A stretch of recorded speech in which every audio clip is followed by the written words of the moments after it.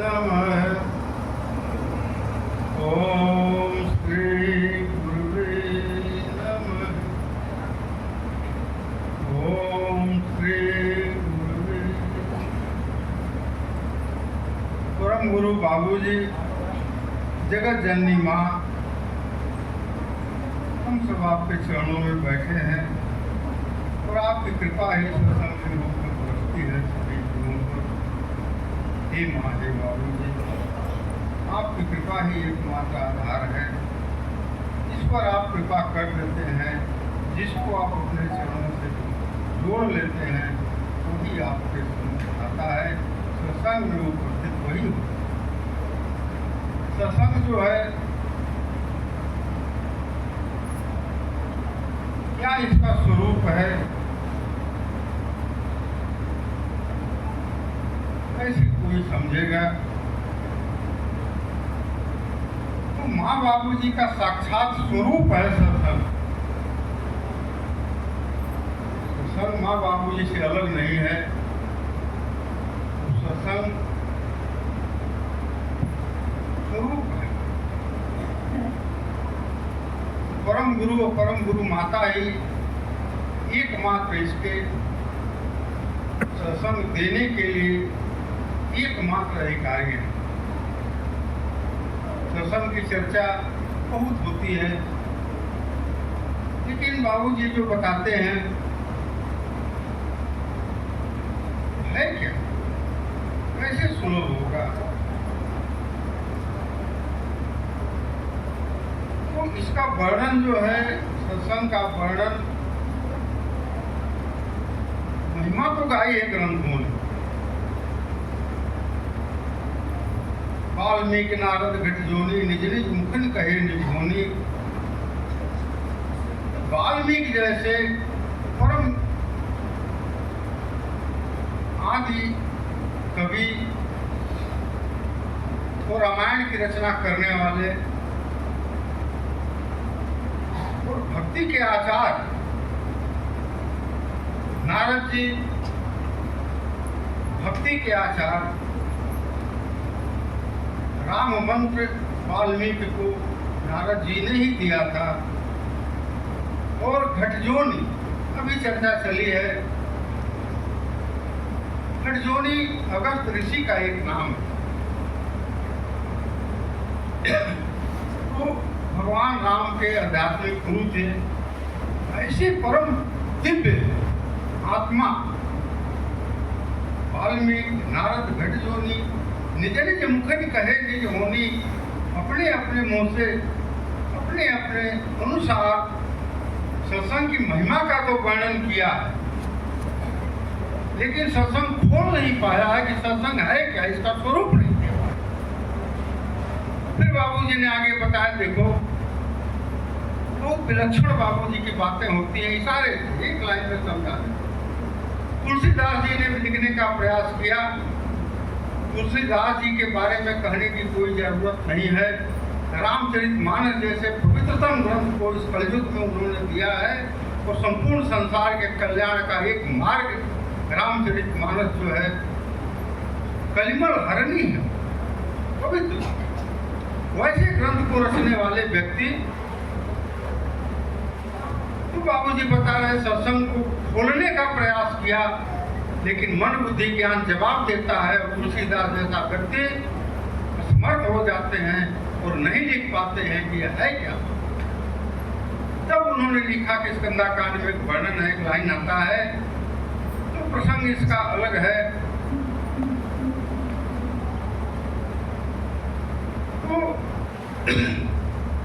यह गुण साधन ते नहीं हुई, चारों तरफ से असमर्थ हो जाते हैं, तो उन्होंने लिखा, यह गुण साधन ते नहीं हुई, तुम्हारी कृपा पावे कोई कोई। तो साधन से,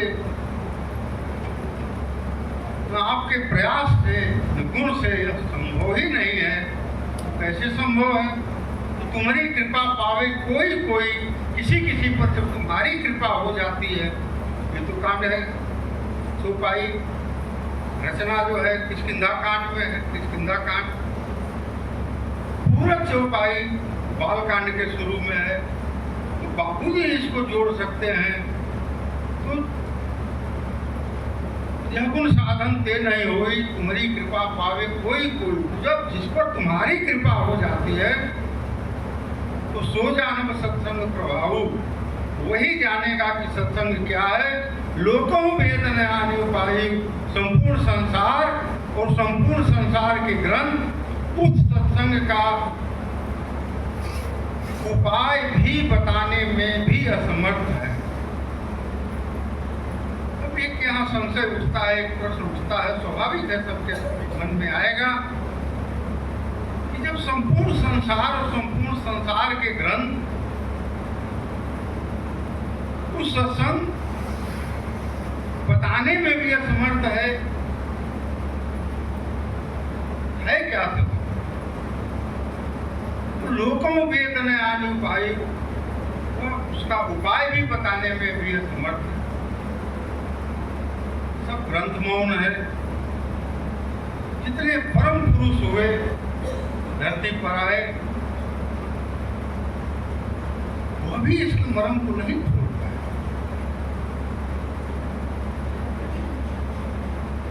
तब है क्या भाई सत्संग? ये सवाल उठेगा, संशय एक सबके मन में आएगा, और उसको देने का अधिकारी कौन है?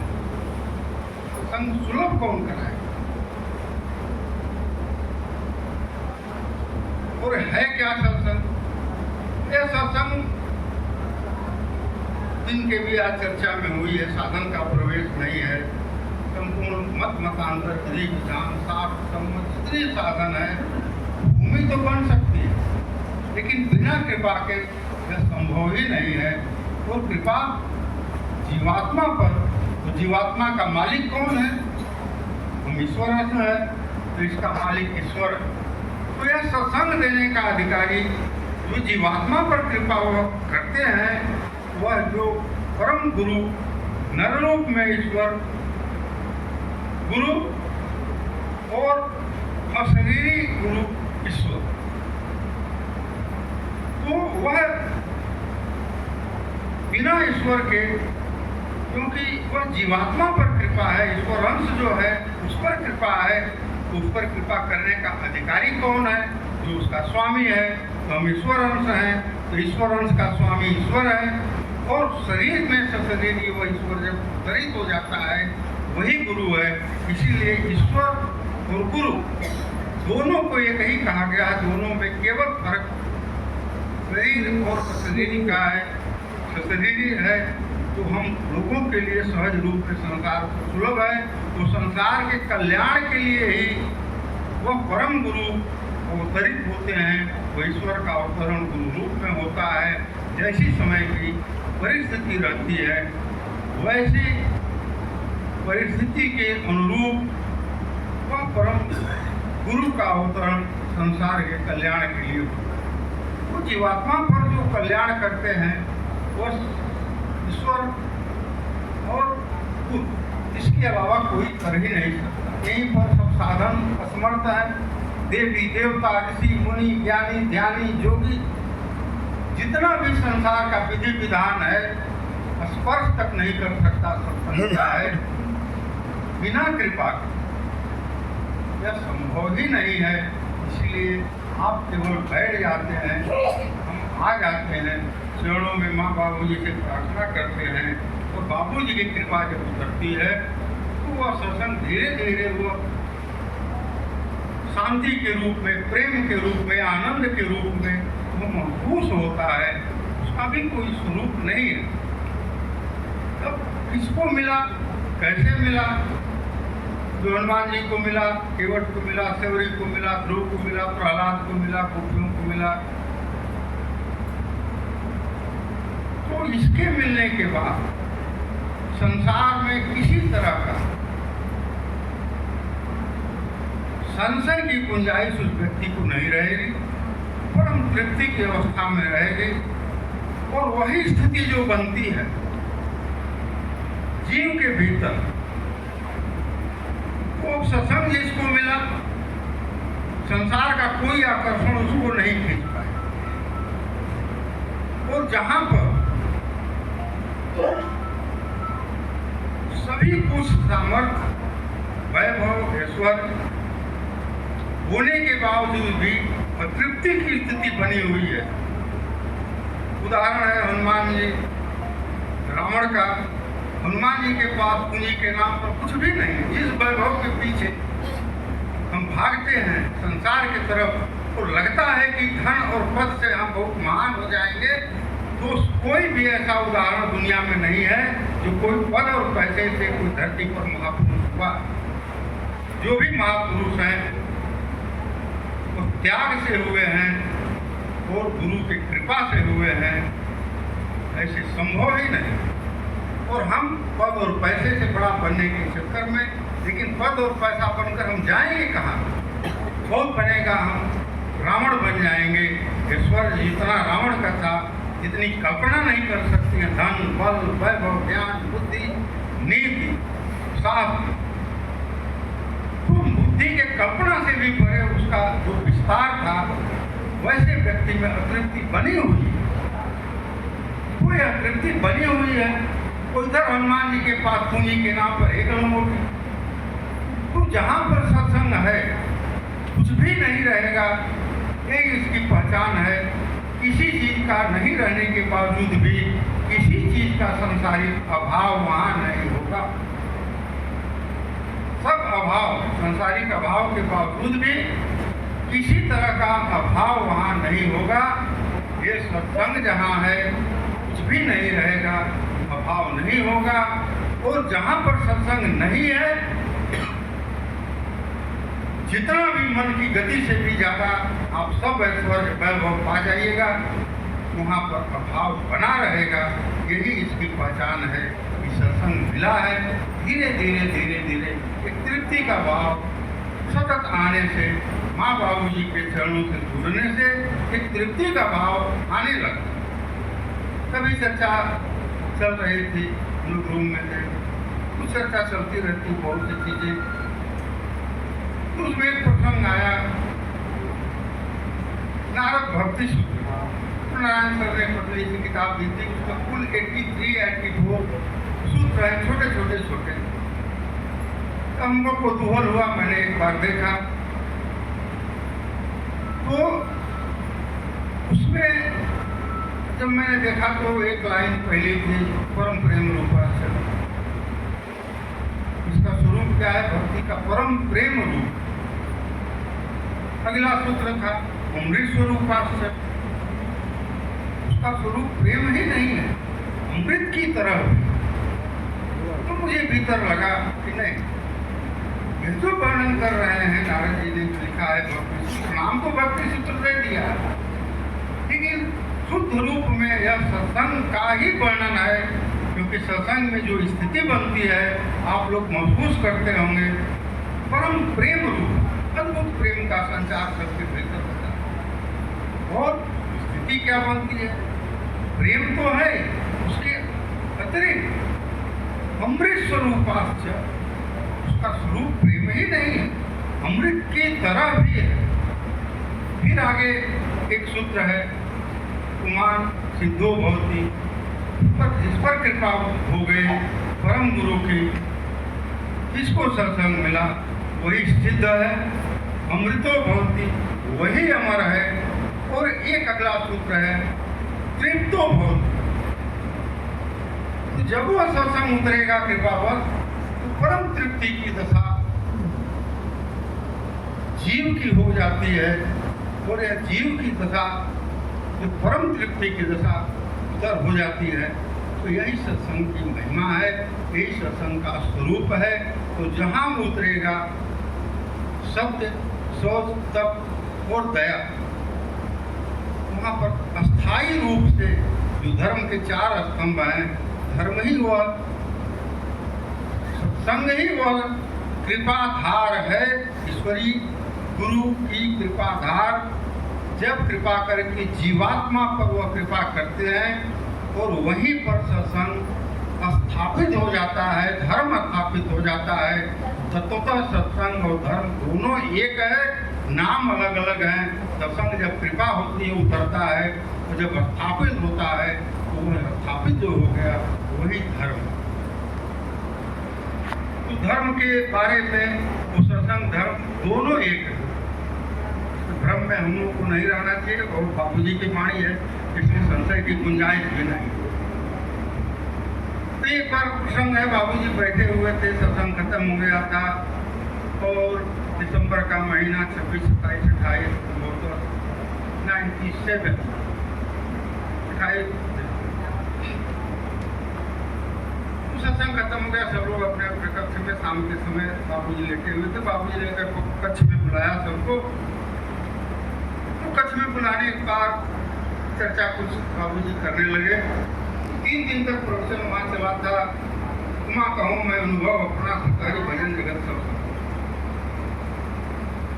3 दिन ही प्रवचन। बाबूजी ने उनके तरफ इशारे करके कहा कि बताओ 3 दिन तुम प्रवचन किए हो, अनुभव अपना सत्य है, भजन जगत सब सपना। ईश्वर भजन ही सत्य है, बाकी संसार मिथ्या है। बाबूजी ने कहा कि देखो संसार को तुमने तो मिथ्या बना दिया। तुलसीदास जी को जितना ज्ञान था उन्होंने लिखा, जितनी जो भी है, लेकिन तुम तो साइंटिस्ट हो, वैज्ञानिक हो, तो प्रवचन दे रहे हो। संसार मैटर से बना है, तो मैटर से बना है तो संसार मैटर का कभी विनाश होता नहीं है, मैटर का कन्वर्सन होता है। तो जब मैटर का विनाश नहीं होगा तो असत्य कैसे होगा? जो शाश्वत है, जो सनातन है, जिसका विनाश नहीं होता, वो तो सत्य है। उसको तुमने मिथ्या कैसे कर? तो संसार भी उतना ही सत्य है जितना ईश्वर सत्य है। बाबूजी की बात। तो मिथ्या क्या है? संसार मिथ्या है। तो मिथ्या है क्या है? तो जो संसार को हम पकड़े हुए हैं, जो संसार का आकर्षण है, जो संसार की पकड़ है, जो लुप्ता है, जो भीतर की तृष्णा है, जो चाह है, यही जो है संसार की मिथ्या है। संसार भी सत्य है, संसार की जो आसक्ति है वो आसक्ति मिथ्या है। तो मेरे मन में एक बहुत पुराना कभी प्रश्न हुआ था, वो गुरु कैसा होना चाहिए, वो परम सत्ता कैसी होनी चाहिए, वो धर्म की स्थापना कैसे करता है। और यह कभी रहा होगा, मैं कभी पढ़ता था कभी, लेकिन ये मैं भूल गया, 20 वर्षों पहले की बातें थी। तो बाबूजी ने एक नजर मेरी तरफ ऐसे देखा, धर्म की स्थापना भाषण प्रवचन से नहीं होता है। मुझे उन्होंने इशारे से संसार में तमोगुण जब काफी बढ़ जाता है और उसके दुष्प्रभाव से तमाम हिंसा, घृणा, मार काट जितने जो हैं दुर्गुण, अपराध, जिसको हम पाप कहते हैं, पाप जब बढ़ जाता है तब वह ईश्वर का अवतरण संसार में होता है। बाबूजी तो करता क्या है? तो संसार में जो भी तमोगुण का विस्तार है, तो तमोगुण को वह समन करता है, सतोगुण को वह प्रवाहित कर देता है, सतोगुण का वह विस्तार देता है, तमोगुण को वह समन करता है। फिर एक शब्द उन्होंने आगे कहा, यही धर्म की स्थापना है। मेरे लिए एक क्षण की काम है। अगर मैं धर्म स्थापित कर दूं, एक क्षण भी मेरे लिए जाता है। कोई अनंत प्रकृति में इतना सामर्थ्य नहीं है तो बर्दाश्त कर जाएगी, संपूर्ण सृष्टि समाप्त हो जाएगी। तुम चिंता मत करो, धीरे धीरे यह काम हो रहा है, तुमको इसके बारे में चिंता करने की जरूरत नहीं। तो तमोगुण का समन, सतोगुण का विस्तार, यही सत्संग में होता है। जो हम लोग सत्संग में आप आए हैं, यही धर्म की स्थापना है। प्रकृति में अनंत तमोगुण भरा पड़ा है, उस प्रकृति के तमोगुण का समन और यह सतोगुण का विस्तार जो सत्संग है, वो यह जिसका स्वरूप जो है विस्तार का होता है, प्रकृति में सतोगुण। अब हम सत्संग करते हैं, अपने घर में करते हैं, कोई आयोजन होता है, सब लोग को करना चाहिए। नहीं होता तो सप्ताह में 1 दिन करें, रोज नहीं कर सकते हैं। तो यह क्या होगा? वही सतोगुण का विस्तार है, तमोगुण का समन है, यही धर्म की स्थापना है और यही सत्संग का इस घोर कलिकाल में यही सत्संग तो धर्म की स्थापना है। माँ बाबू जी का विशेष कृपा संसार के लिए उदाहरण है। यही जोगेंद्र सत्संग का यही उद्देश्य या यही क्या कहिए स्थापना ही एकमात्र उद्देश्य भी है और हम लोगों का सहयोग कुछ भी नहीं है। और माँ बाप जी के चरणों में बैठ जाना है, वंदना करना है और चुपचाप मौन रहना है। ये बाबू जी, ये माँ, आप संपूर्ण संसार के स्वामी हैं। संसार को आप अपनी कृपा बताइए, अपना सत्संग दीजिए, सुलभ करिए। आप ही समर्थ हैं, हम लोग केवल प्रार्थना कर सकते हैं। ये माँ, ये बाबू जी, दया करें।